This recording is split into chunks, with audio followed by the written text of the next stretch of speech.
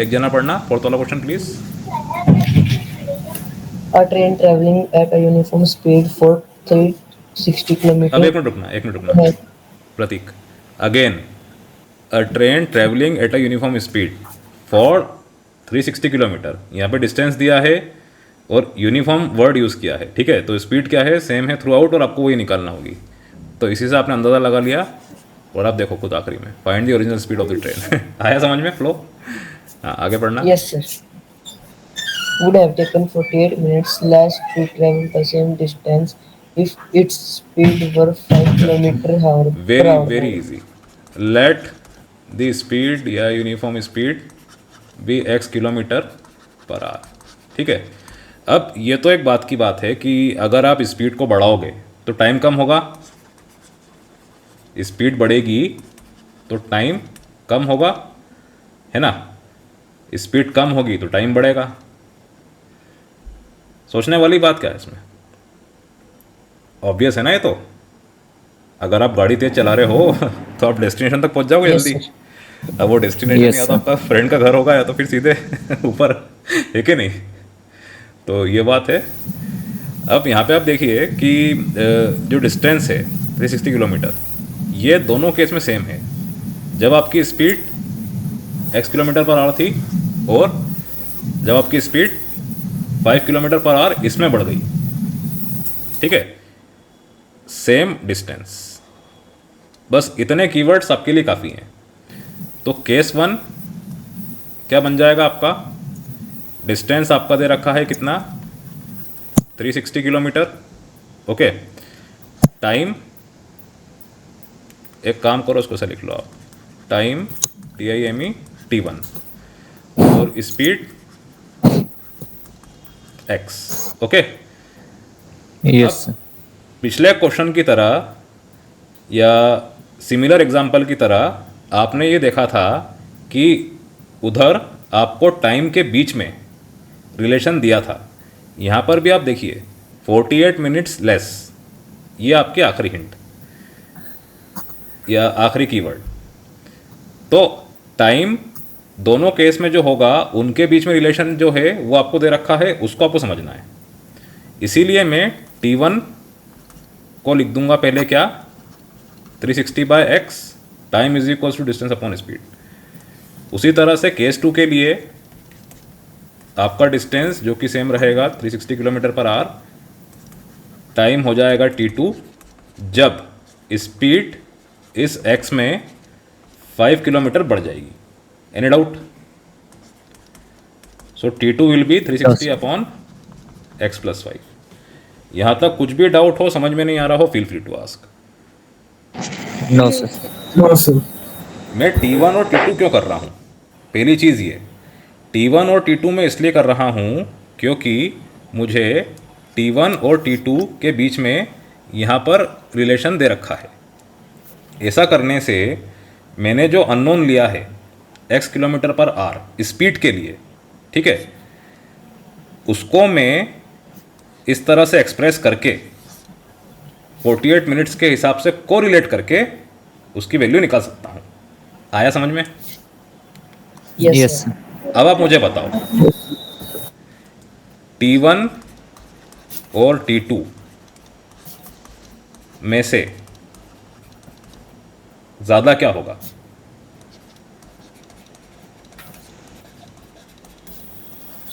किसकी वैल्यू ज़्यादा होगी? सर T1 की। T1 की वैल्यू ज़्यादा होगी। क्यों? क्योंकि T2 में आपने देखा स्पीड क्या है, ज़्यादा है ज़्यादा। है ना। तो T2 क्या होगा, कम। Any Yes, doubt? sir. No, sir. No sir. As T2 has x plus 5 in the denominator, greater speed,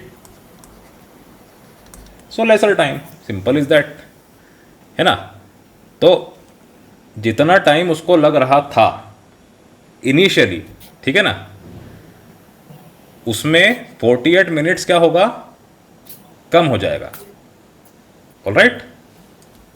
Yes, sir. T2 जो रहेगा वो क्या है, T1 से छोटा है ना, तो T1 में से कुछ कम होगा ना, और वो कम क्या होगा 48 मिनट्स।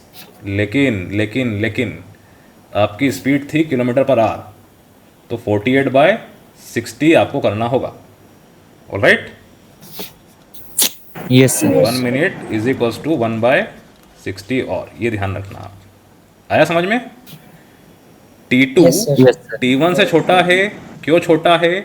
क्योंकि T2 में या सेकंड केस में आपकी स्पीड 5 किलोमीटर पर आवर ज़्यादा हो गई, इसीलिए इसकी वैल्यू कम आ रही है। अब इसकी वैल्यू कम आ रही है मतलब T1 की जो वैल्यू थी उसमें से इतना कम है ना ये, हाँ कि ना? Yes, sir.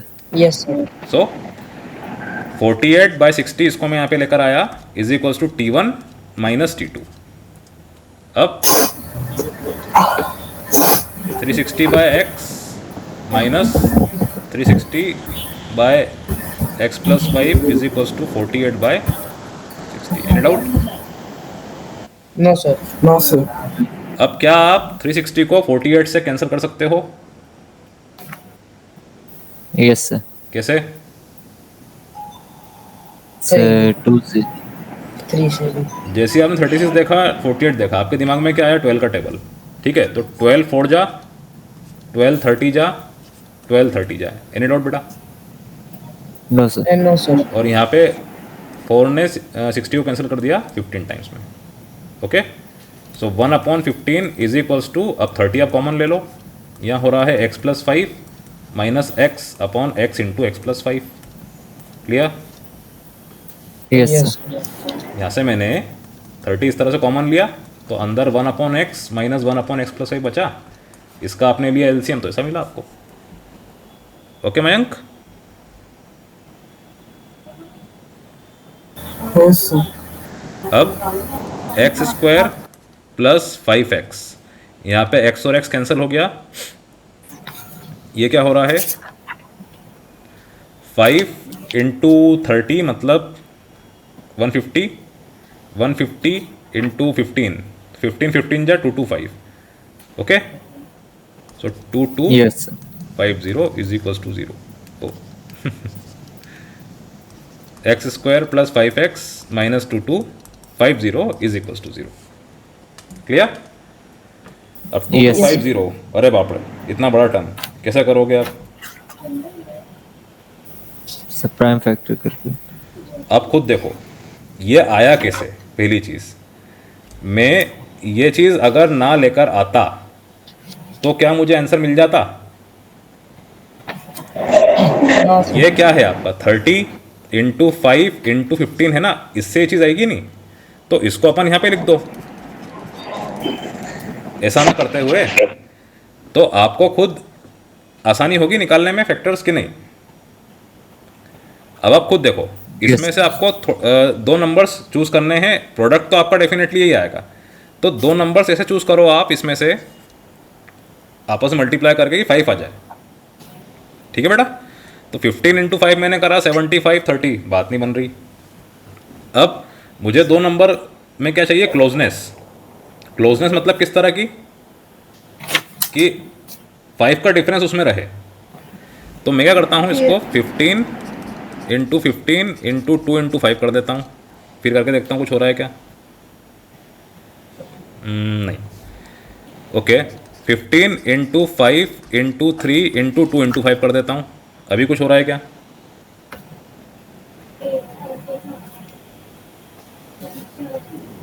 हाँ बेटा, अभी भी कुछ नहीं हो रहा। No, sir. 5 into 3 into 5 into 3 into 2 into 5, चलो कोशिश हमने करी, ठीक है, बट ये इजी तरीका है, टाइम कम लगेगा। अब आप देखो, इस बार मैंने 5 को अलग कर दिया, 3 इंटू 3 9, ठीक है, फिर 9 5 जा 45, ओके, 5 जा 25, 25 2 जा 50। Any doubt? No, sir. No, sir. हो गया काम? No, sir. Yes, sir. Very easy very hard? Yes, sir. Sir वैसे ही ठीक है, आप 2250 लेते, फिर इसे फैक्टर्स निकालते नीचे तक, उसके बाद फिर चूज़ करते, बहुत टाइम लग जाता। यहाँ पे जो मुझे मिला 1535, इसको ही मैंने ऐसे लिख के 2-3 बार हिट एंड ट्राई किया, आंसर मिल गया। आपको ही मिल जाएगा, कोई बड़ी बात नहीं है। ये ध्यान रखो कि डिफरेंस दो नंबर के बीच का क्या होना चाहिए, छोटा होना चाहिए, 5 होना चाहिए। तो x square plus 50x minus 45x minus 2250 is equals to 0। So x into x plus 50, एक्स प्लस 50 माइनस 45। ठीक है बेटा, yes sir. Yes, sir. x is not equal to minus 50, x is equals to 45 kilometre per hour. बस that's it, ये इसका answer है। Speed negative नहीं होती है, इसीलिए इसको हम नहीं लेंगे। कुछ भी डाउट हो, समझ में नहीं आ रहा, पूछ लो। No No, sir sir. कोई doubt very no easy. Sir बिल्कुल। Yes, sir. इसमें सिर्फ चैलेंजिंग पार्ट जो आपका था वो ये था कि T1 और T2 की रिलेशन किस तरह से आपको बनानी है। उसके बाद आखिरी में फैक्टराइज करते समय आपको एलसीएम ना लेते हुए जिस जगह आपने 15, 30 और 5 को मल्टीप्लाई किया था उसको अलग से लिख के फैक्टराइज कर दो। ठीक, चलिए Yes, देखिए sir. इसे।